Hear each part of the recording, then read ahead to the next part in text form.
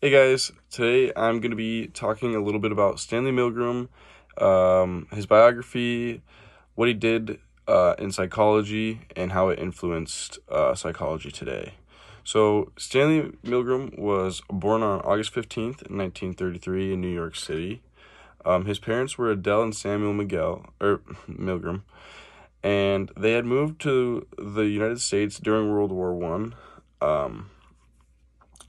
They are a Jewish family, and they opened up a bakery when they got here, and they ran it. The father ran it until he passed away, then the mother did. At age 13, Stanley was a pretty smart boy. This was a quote coming from his bar mitzvah speech. As I come of age and find happiness in joining the ranks of Israel, the knowledge of the tragic suffering of my fellow Jews throughout war-torn Europe makes this also a solemn event and an occasion to reflect upon the heritage of my people. He attended James Monroe High School and was an outstanding student academically as he graduated in just 3 years. He also went to high school with Philip Zimbardo, the creator of the Stanford Prison Experiment, another popular psychology study. Milgram went to Queens College and got a bachelor's degree in political science. He then took a few classes through Brooklyn College, and they were all psychology classes there, and he got an A in both of them. After deciding that he wanted to pursue psychology, Stanley applied for a PhD program at Harvard University. And since he was originally only had taken 2 college classes of psychology before trying to get into the psychology school at Harvard. After that, he got denied for that because of the only 2 classes, but then he applied again to the special students, the Harvard's Office of Special Students in 1954, and he got accepted into that. So he went on to get his degree, and that was throughout the rest of the 1955s. And Stanley's 1960s were jam-packed. Starting off, he became the assistant professor at Yale in 1960 and graduated in 1961. So just getting out of college at 1961, he met his wife, Alexandra Framingham. They also got married in 1962.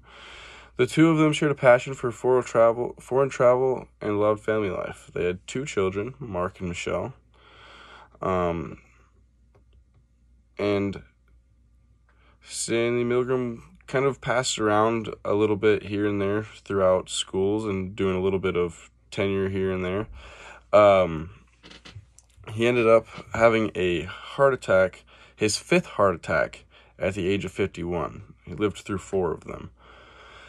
Now, getting on to Milgram's work, Stanley Milgram is most known for his work on obedience. This study was done in 1974, and coming from a Jewish background, this study meant a lot to him in his past. He refers to the Nazi Party a lot, and a lot of obedience, kind of how they were obeying somebody. So that's where this kind of study stems from with him. But it takes a deep dive into how far somebody's willing to shock another person when obeying an authority figure compared to just by themselves. So he had a voltage switch, and it had 30 set switches, and it started at 15 and went all the way up to 450. So basically, if somebody did something wrong, he would have the participant shock the other participant, and he thought that they would only go up to about 130 volts, but actually 65% of the time the participants went all the way up to 450 volts. And then he asked them to rate how much pain he did or they felt like they were conducting towards the other person. And they said out of 1 through 14, and they mostly said 13 was the average response, which is pretty high and quite shocking that somebody would go that high. But after the study was done, Milgram let them know that they weren't actually shocking anybody. It was just more to see where they would go with it. It was an actor that was getting shocked.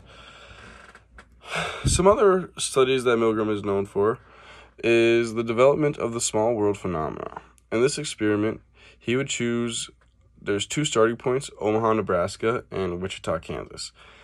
From there, he would send out hundreds of letters, and he would tell, inside of those letters, it would say there would be a target contact person, and they lived in Boston. So the instructions were to forward the letter to the closest person that you think would know who the target person is. From this experiment, something came along. It is called the 6 degrees of freedom. And that is that, or not freedom, 6 degrees of separation. And that is that at any time people are 6 or less communications away from knowing that person or whatnot.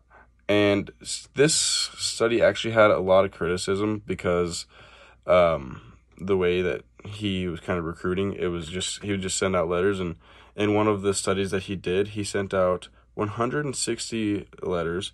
24 of the letters made it back to Boston, and 16 of those 24 came from went through one person at one point in time.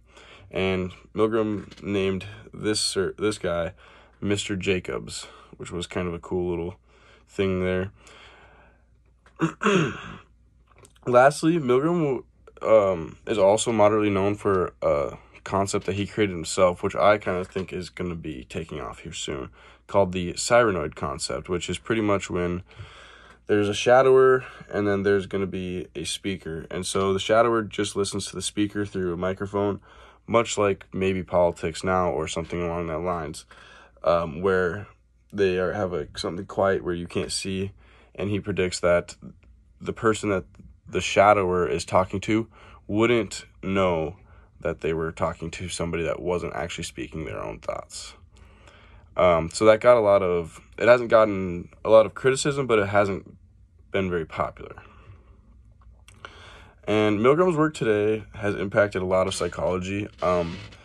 Anything really to do with obedience, they do a lot of people reference back to the obedience to authority study. Pretty much any paper in psychology that does with obedience has to do it. And sometimes people will even argue with it, and those ones are kind of cool as well. But the 6 degrees of separation is kind of taking off, and it's getting a lot more lift under it.